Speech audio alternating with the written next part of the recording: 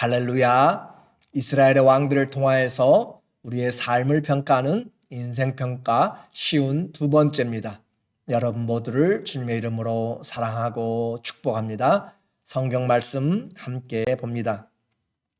열왕기하 25장 6절, 그들이 왕을 사로잡아 그를 림나에 있는 바벨론 왕에게로 끌고 가매 그들이 그를 신문하니라. 그들이 시드기야의 아들들을 그의 눈앞에서 죽이고 시드기야의 두 눈을 빼고 놋사슬로 그를 결박하여 바벨론으로 끌고 갔더라. 아멘. 오늘은 유다의 멸망이란 주제로 말씀을 나누도록 하겠습니다. 열왕기하는 25장, 오늘 25장까지 마지막이에요. 그리고 내일은 이 열왕기상과 열왕기하를 총종합화해서 인생평가라고 하는 주제에 맞게 말씀을 정리하도록 하겠습니다. 오늘 말씀의 제목, 이 유다의 멸망인데, 요시야 이후에 유다는 쇠퇴의 길을 급속하게 걸었습니다. 3개월을 통치한 여호아스나 여호야긴이나 또는 11년을 각각 통치한 여호야김이나 시드기야나 모두가 다 악한 평가를 받았다라고 우리는 살펴보았어요. 이것은 단순한 평가로 끝나지 않고 영원한 삶을 결정하는 그런 심판이 되게 됩니다. 저와 여러분 모두도 사람들이 한번 사는 것은 정한 것이고 그 후에는 예수 그리스도 앞에서 심판이 있습니다. 그것을 백보자 심판이라고도 말을 하고 있어요. 이와 같은 심판을 받게 되는데 이제 유다의 마지막 왕 20대 시드기야 시대에 하나님이 말씀하신 대로 주를 떠난 이 이스라엘에게 하나님의 심판이 임하게 되었습니다. 시드기야 제9년 왕 위에 오른 지 9년에 10월 10일에 이 바벨론이 유다를 침략하게 되었습니다. 시드기야 제9년 열째 달 10일에 바벨론의 왕 느부갓네살이 그의 모든 군대를 거느리고 예루살렘을 치러 올라와서 그 성에 대하여 진을 치고 주위에 토성을 쌓음에 그 성이 시드기야 왕 제11년까지 포위되었더라. 바벨론 왕 느부갓네살, 그가 쳐들어와 가지고 지금 이스라엘을, 유다를 다 포위하고 있는 것이에요. 여기 보면 10월 10일이라, 열째 달 10일이라 그렇게 표현하고 있습니다. 이것은 역사적인 기억입니다. 다시 말씀드리면 이 이스라엘에 침략당하는 멸망의 그 침략을 준비하는 마지막 공격이다라고 그렇게 볼 수가 있어요. 역사가 기억하고 있습니다. 한국전쟁의 1950년 6월 25일을 기억시키는 것처럼 오늘 이 10월 10일은 그들에게 기억되는 열왕기에서 나오게 되는 날짜입니다. 온 성이 1년 6개월 동안 포위되어서 양식이 다 떨어졌고, 그리고 무기도 사람들도 다 지쳐가고 먹을 것이 없어서 자녀들을 먹게 되는 그런 정말 끔찍한 상황을 견디다가, 그리고 마지막 때 그 왕은 성의 벽을 뚫고 도망을 가게 됩니다. 그러다가 이 바벨론 군사들에게 붙잡히게 되었어요. 6절에 바벨론의 군사들이 시드기야 왕을 사로잡았습니다. 벽을 뚫고 도망하는 그 왕을 사로잡아서 시드기야를 림나에 있는 바벨론 왕에게로 끌고 가매 그들이 그를 신문하니라. 그들이 시드기야의 아들들을 그의 눈앞에서 죽이고 시드기야의 두 눈을 빼고 놋사슬로 그를 결박하여 바벨론으로 끌고 갔더라. 치욕적인 사건입니다. 그래서 왕은 도성을 버리고 성벽을 뚫고 도망가는데 군사들은 또 그 왕을 버리고 두려워서 도망갔습니다. 하나님을 버리는 순간 모든 삶이 다 무너지게 됩니다. 하나님이 기초인데, 인생의 기초가 무너지면, 모든 터전의 기초가 하나님인데 그 믿음이 떨어지면 다 넘어지게 되고 흔들리게 되는 것입니다. 다윗 왕이 이 예루살렘을 기부스 족속에게 쳐서 그가 정복한 이후에 한 번도 적들에게 무너진 적이 없는 천년의 요새 이 예루살렘이 함락되었습니다.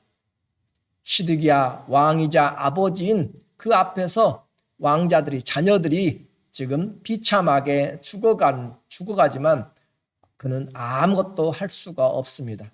패배입니다. 죄의 결과는 비참합니다.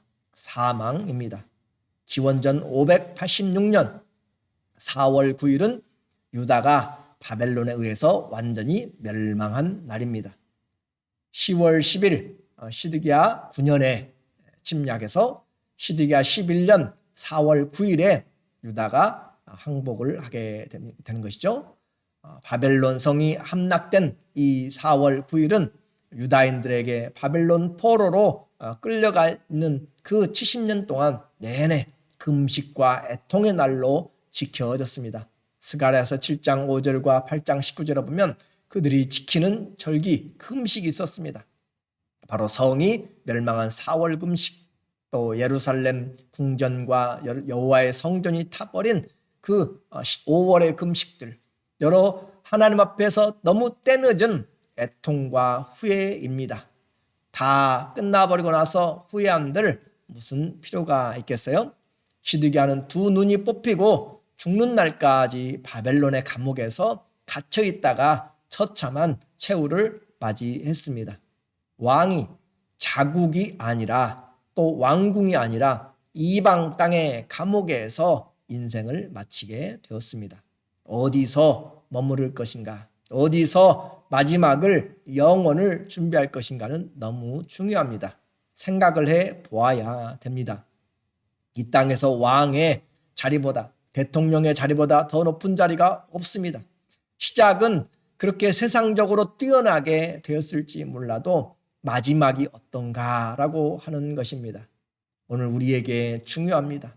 많은 성도들이 성령으로 시작하여서 나중에는 육체로 맞춰버리는 성도들도 많이 있습니다. 먼저 든 자들이 나중된 자들도 많이 있습니다. 물론 반대로 나중된 자가 먼저 된 자도 많이 있습니다. 우리는 주님 앞에서 항상 겸손해야 되는 것이고, 하나님 외에 다른 것들을 붙잡게 되면 결국 망한다는 사실을 이 역사는 우리에게 계속적으로 말을 해주고 있습니다. 성도는 고난을 받더라도 주님과 함께 고난을 받고 주님을 위해서 고난을 받으면 나중에 주의 영광에 동참하게 됩니다. 베드로도 다니엘도 바울도 모두가 다 그리스도와 함께한 고난은 영광에 동참하게 됩니다. 세상에서는 알아주지 않을지라도, 억울하고 정말 불의한 재판을 받을지라도 예수 그리스도 공의의 왕, 의로운 재판장이 오실 때 우리에게 갚아주시는 것입니다. 그래서 이 땅을 우리는 세상만 바라보지 말고 영원을 바라보면서 사람들 앞에서 살지 말고 하나님 앞에서 사는 훈련을 계속 해야 됩니다. 예루살렘이 이렇게 함락된 지 한 달 뒤에 4월 9일 날 함락되고 5월 10일에 저 바벨론 시위대장관 느부사라단이 와서 하나님의 백성들 다시 사로잡고 도성을 불태우고 왕궁을 불태우고 여호와의 성전을 불사르고 그리고 회파하고 여호와의 성전에 들여졌던 모든 기물들을 다 탈취해서 노략물로 가지고 갑니다. 9절, 여호와의 성전과 왕궁을 불사르고, 하나님의 성전, 솔로몬이 7년에 거쳐서 지었던 그 성전이 다 불타버리고 예루살렘의 모든 집을, 귀인 집까지, 귀족들의 집까지 다 불사르고, 또 시위대장에게 속한 갈대아 온 군대가 예루살렘 주변의 성벽을 헐었으며, 그렇게 해서 성벽과 모든 것들을 다 회파시키고 그리고 사로잡아 가고 또 탈취해 가는 것이죠. 16절에 또 솔로몬이 여호와의 성전을 위하여 만든 두 기둥과 금과 은은 이미 다 벗겨냈고 탈취했고, 이제 그 무거운 놋가지 두 기둥과 한 바다와 받침들을 가져가는데 이 모든 기구의 놋 무게를 헤아릴 수 없었으니, 헤아릴 수 없을 정도로 무거운 그리고 많은 양의 이런 성전의 것들을 떼어다가 그걸 가지고 1000마일에 저 멀리 바벨론까지 포로들을 데리고 운반하고 가고 있는 그런 전략 노량물로 삼고 있는 것이에요. 그 한 기둥의 높이가 18규빗이요.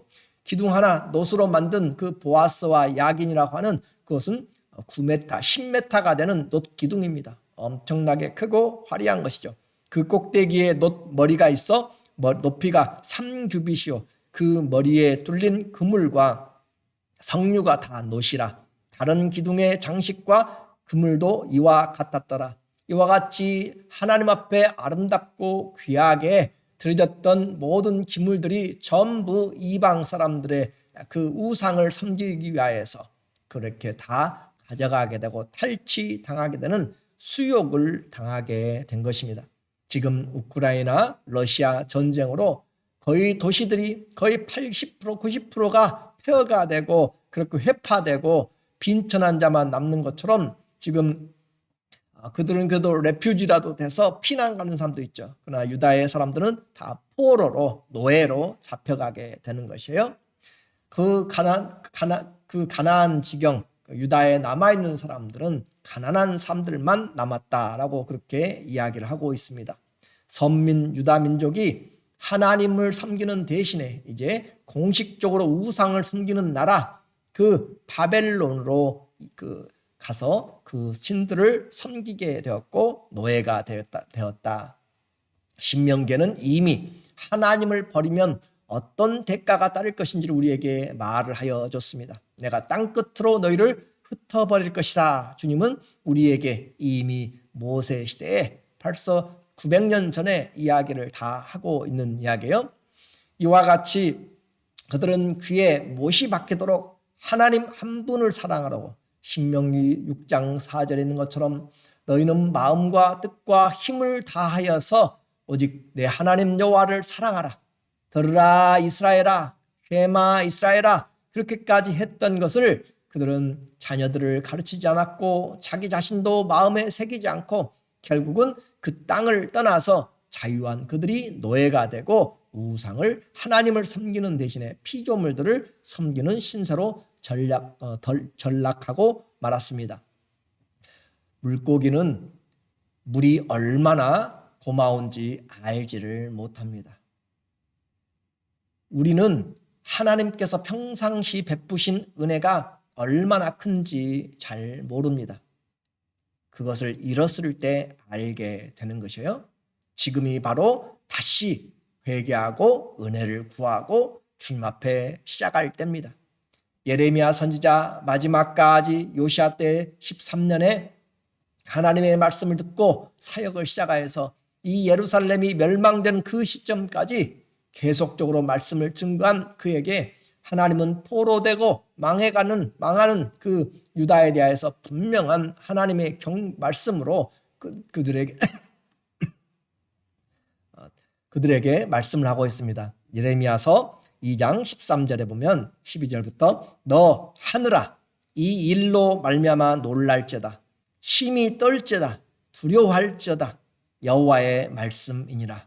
너 하늘아 하늘을 증인으로 하늘을 향하여서 그렇게 하나님이 말씀하는 것은 지금 너희가 당하는 이 심판은 결코 하나님의 잘못이 아니고 너희가 뿌린 결과다. 너희가 죄를 뿌리고 걷어낸 결과다 이 말이죠.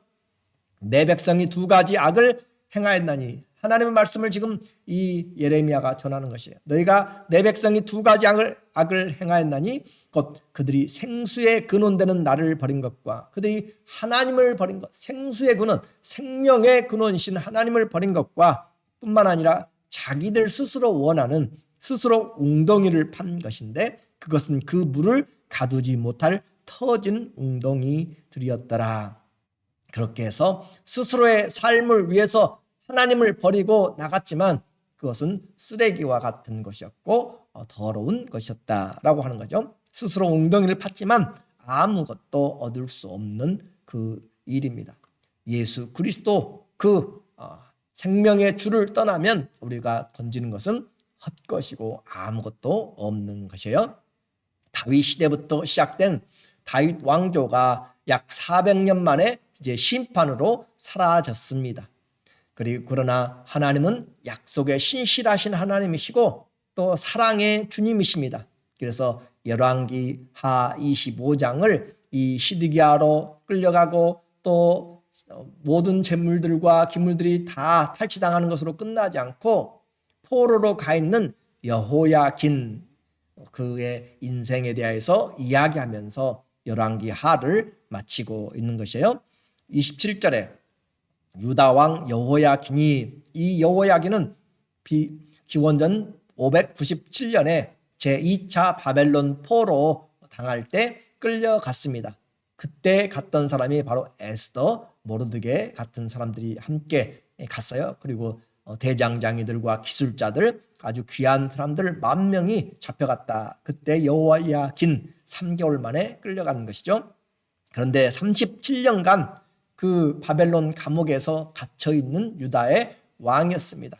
그가 곧 바벨론 왕 에윌무로닥이 즉위한 원년 12월 그달 27일에 유다 왕 여호야긴을 옥에서 내놓아 그 머리를 들게 하고 37년간 기원전 597년에 잡혀와서 기원전 560년에 37년간 복역을 하고 이제 겨우 감옥에서 나오게 되었습니다. 그에게 좋게 말하고 그의 지위를 바벨론에 그와 함께 있는 모든 왕의 지위들보다 높이고, 그래서 여러 나라에서 잡아온 사람들, 왕들이 있는 것 같아요. 그리고 그렇게 해서 그들보다 높이고 또 29절에 그 죄수의 의복을 벗게 하고 그의 일평생에 항상 왕의 앞에서 양식을 먹게 하고, 바벨론의 포로로 37년간 죄인으로 그렇게 갇혀 있었던 그를 석방시키고 왕이, 황제가 먹는 그 식탁에서 일평생 남은 시간 동안 먹도록 하였다. 그리고 그가 쓸 것은 날마다 왕에게서 받는 양이 있어서 종신토록 끊이지 아니하였더라. 이렇게 해서 열왕기하 25장 30절로 그 열왕기들의 역사가 끝이 납니다. 이것은 어떻게 보면 멸망 가운데서 한 송이 꽃이 피어나는 싹이 움트는 그런 일을 지금 우리에게 보여주고 있습니다.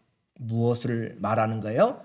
하나님은 이스라엘이 아무런 능력이 없을 때, 아무런 그런 공로도 없을 때 하나님의 사랑과 은혜는 역사를 하고 있다라고 하는 것이죠. 이 여호야긴이 바로 누구인가? 예수 그리스도가 오시는 그 족보를 이루어내는 왕이 되는 것입니다. 그래서 이 여호야긴의 다른 이름은 여고냐입니다. 그래서 죄송합니다.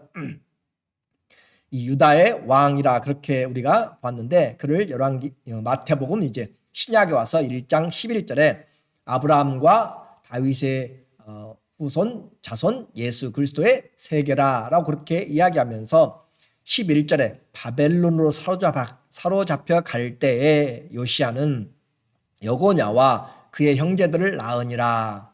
요시야 왕이 낳은 자녀들을 이야기해요. 그러니까 바벨론에 사로잡혀가는 그 기점이 아주 중요한 그 터닝 포인트가 됩니다. 전환점이 돼요. 바벨론으로 사로잡혀간 후에 여고냐는, 이 여고냐가 바로 여기 말하는 여호야긴 그 왕이에요. 여고냐는 스알데를 낳고 스알데는 스룹바벨을 낳고 스룹바벨은 계속 나와서 예수 그리스도가 나니라라고 하는 바벨론의 한 가운데서 그 후손을, 그 왕을 통하여서 하나님이 구원의 은혜를 베풀어 나가시는 것입니다. 에스더 2장 6절에 보면 전에 바벨론 왕 느부갓네살이 예루살렘에서 유다 왕 여고냐, 이 사람이 기원전 597년에 사로잡혀온 여호야긴이라는 사람이에요.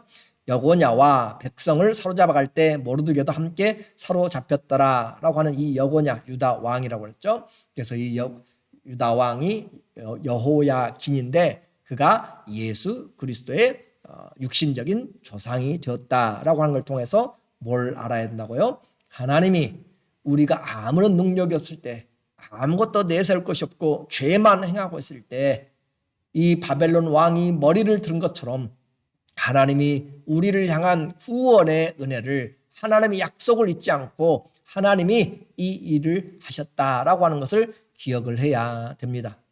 예수 그리스도는 우리 어떤 공로가 없이 주님의 은혜로 하나님의 일방적인 사랑으로 우리에게 오셨습니다.